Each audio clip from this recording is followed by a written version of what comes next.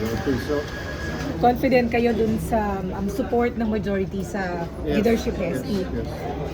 So bakit ganun ang inyong confidence? No, because we have a lot of problems. Napakadaming problema, di ba?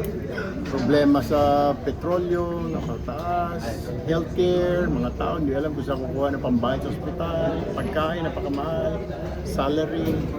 Uunahin pa ba natin muna yung yung mga issues ng change of leadership? Why?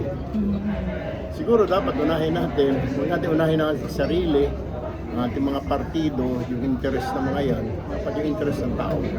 So kasi baka daw kasi magkaroon ng coup para hindi matuloy yung impeachment trial.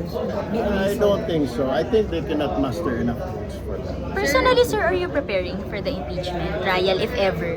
We'll be talking about it siguro baka mamaya or tomorrow. Yung opisina po ninyo?